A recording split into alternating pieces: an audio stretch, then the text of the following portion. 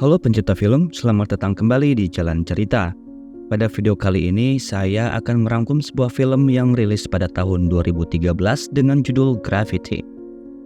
Film ini menceritakan seorang astronot yang sedang dalam misi pertamanya ke ruang angkasa.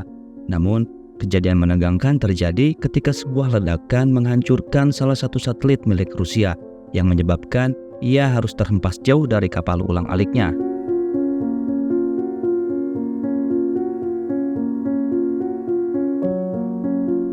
Berlatar di ruang angkasa, film dimulai dengan menampilkan seorang astronot yang sedang memperbaiki teleskop Hubble. Ia bernama Dr. Ryan Stone. Ini juga merupakan misi pertamanya di ruang angkasa.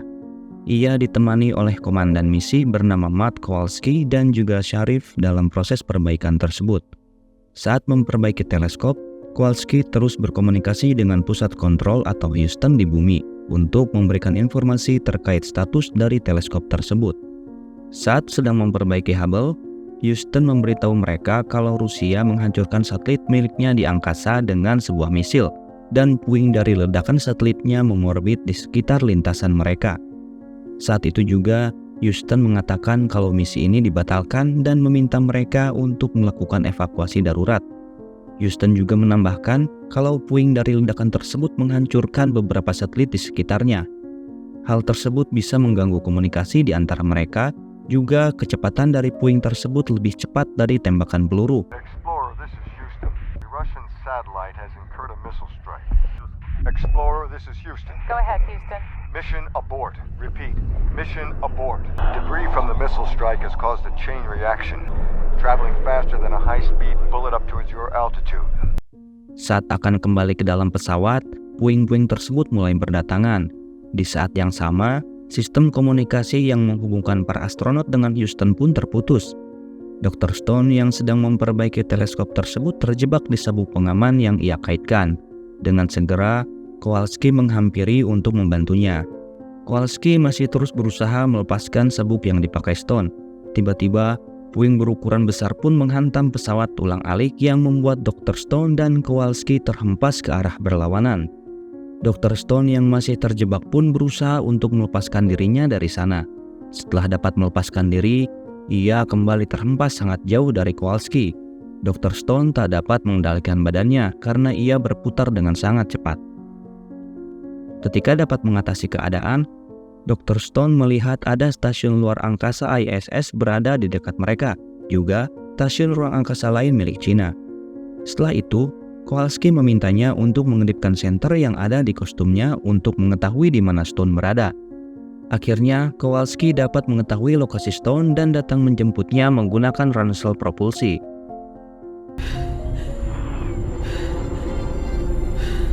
Kowalski, I have a visual. I have a visual of Explorer. I'm here. Flash your light. My light. Kowalski pun mengaitkan tali ke tubuh Stone sehingga ia dapat menariknya. Saat dalam perjalanan, mereka menemukan jenazah Sharif yang terombang-ambing di angkasa. Sharif tewas dengan mengenaskan karena puing dari satelit yang hancur itu menghantam kepalanya. Setelah sampai, mereka pun memeriksa keadaan di dalam pesawat, barangkali ada rekannya yang selamat. Karena hantaman dari puing satelit itu, pesawat ulang alik mereka hancur, sehingga rekan-rekannya pun tewas dan hanya mereka berdualah yang selamat. Kowalski berencana untuk pergi ke stasiun luar angkasa ISS untuk menaiki kapal Soyuz dan kembali ke bumi. Sambil memberikan kabar kalau saja sudah terhubung dengan Houston di bumi, mereka pun segera pergi ke stasiun ISS. Saat dalam perjalanan, oksigen dalam kostum Dr. Stone semakin menipis. Ransel propulsi yang digunakan Kowalski juga hampir kehabisan semburan gas untuk bergerak. Kowalski berkata kalau mesin ini hampir kehabisan gas pendorong, mungkin bisa menyemburkan gas sebanyak 1 atau 2 kali, itu pun jika mereka beruntung. Akhirnya mereka pun sampai di sana, tetapi ransel propulsinya tak bisa dihentikan. Mereka pun harus terpental kembali sehingga tali yang mengaitkan mereka berdua putus. Dr. Stone yang terhempas hampir saja terjun langsung ke bumi, tetapi ia terselamatkan oleh tali parasut dari kapal Soyuz ISS yang tersangkut di kakinya. Kowalski juga demikian, ia terlempar tak dapat mengendalikan dirinya. Dr. Stone yang melihatnya pun dengan segera meraih tangan Kowalski kemudian menangkapnya. Beban berat pada Kowalski membuat tali yang mengikat kaki Dr. Stone semakin melonggar. Kowalski berkata pada Stone kalau ia harus selamat dan kembali ke bumi. Dr. Stone yang mengetahui niatnya pun berkata bahwa mereka berdua bisa selamat. Tetapi jiwa kepemimpinan Kowalski pun telah memutuskan kalau ia harus menyelamatkan krunya daripada dirinya sendiri. Ia pun segera melepaskan tali yang mengikatnya dan segera terhempas menjauh. Ryan, listen. Pull you in. You have to let me go. No. The ropes are too loose. Ryan, let go. You're gonna make it, Ryan. No. Oksigen dalam kostum Dr. Stone semakin menipis. Alat komunikasi dalam kostum mereka masih dapat digunakan. Kowalski menyuruh Dr. Stone untuk segera masuk ke dalam stasiun melalui pintu yang ada di atasnya. Ia juga menyuruh Stone untuk pergi menuju stasiun luar angkasa milik Cina dengan menaiki kapal Soyuz lain yang ada di stasiun ISS. Setelah itu, komunikasi dengan Kowalski pun terputus. Di dalam stasiun ISS terlihat sangat kacau. Kerusakan terjadi di setiap ruangannya. Juga ada percikan api yang membakar kabel di sana. Dr. Stone segera pergi mencari ruang komunikasi. Saat menemukannya, ternyata alat komunikasi di sana juga mengalami kerusakan. Di saat bersamaan, ruangan lain di stasiun itu pun terbakar oleh percikan api.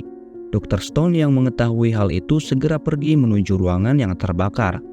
Dengan alat pemadam yang ditemukannya, ia segera menyemprotkannya ke arah api, namun hentakan dari alat itu membuat ia terhempas hingga membuat kepalanya terbentur. Dengan cepat, api membakar semua ruangan tersebut. Karena tak mungkin bisa dipadamkan, Dr. Stone segera masuk ke dalam kapsul lain yang ada di sana. Setelah berada di dalam, ia segera mencari tombol untuk memisahkan ruangan yang terbakar tersebut dengan kapsul yang ia naiki. Akhirnya, kapsul itu bisa terpisah dari ruangan yang terbakar. Tak sampai di sana, kapsul tersebut tersangkut tali dari kapsul Soyuz lainnya yang hancur. Karena hal itu, ia terjebak dekat dengan ruangan yang terbakar. Masih dalam keadaan tersangkut, ia memutuskan pergi keluar untuk melepaskan tali yang mengaitnya. Ketika berada di luar, puing-puing lain dari ledakan satelit datang ke arahnya dan menyebabkan stasiun ISS tersebut hancur sehingga tali yang tersangkut di kapsulnya pun dapat terlepas. Tetapi ia kembali terombang-ambing di luar sana. Setelah mereda dan dapat mengendalikan dirinya, ia pun kembali masuk ke dalam kapsul untuk segera pergi dari sana.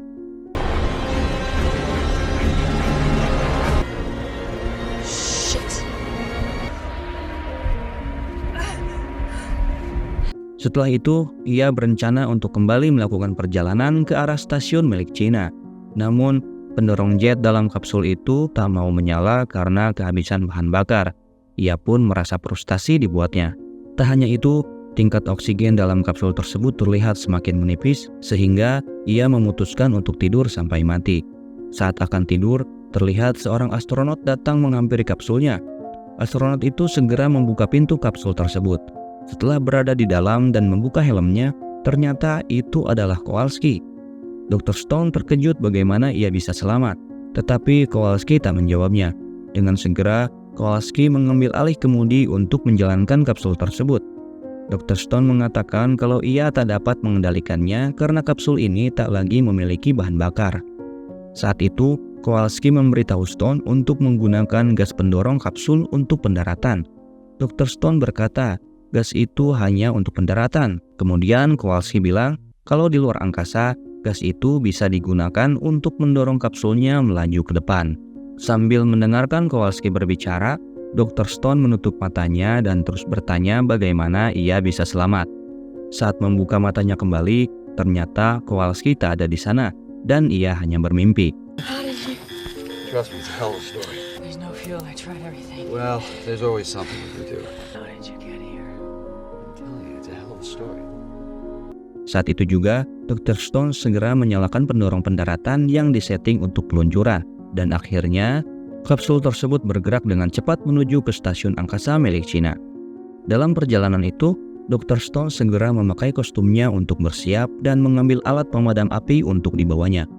Ketika berada dekat dengan stasiun angkasa Cina, ia segera membuka pintu kapsulnya dan dengan segera terhempas keluar.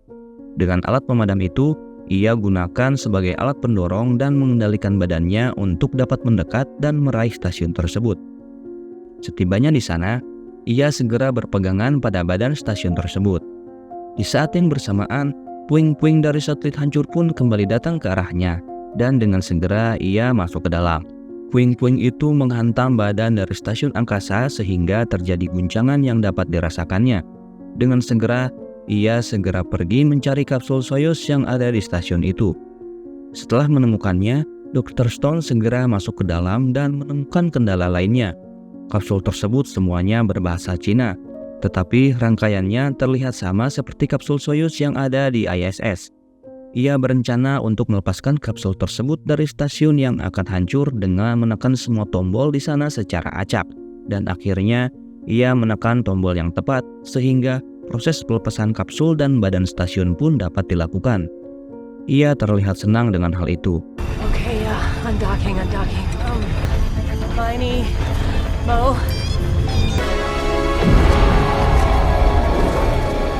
Di saat itu juga, stasiun itu pun hancur berkeping-keping dan kapsulnya terlempar cepat menuju atmosfer bumi. Ada bagian lain dari kapsul tersebut yang menghambat lonjakannya. Dengan segera, ia pun menekan tombol dan akhirnya dapat terlepas dari bagian penghalang kapsulnya. Setelah itu, ia dan kapsulnya pun meluncur cepat ke dalam bumi dan mendarat di atas sebuah danau. Tak sampai di sana, beban berat pada kapsul itu pun membuatnya tenggelam dengan sangat cepat. Dr. Stone segera membuka pintu kapsulnya dan berusaha keluar dari sana. Setelah keluar, ia kembali terjebak dengan beban dari kostum yang ia pakai. Dengan bersusah payah, ia pun mencoba melepaskan kostumnya dan segera naik ke daratan. Akhirnya, ia pun bisa selamat dari kejadian menegangkan di luar angkasa sana dan film pun selesai.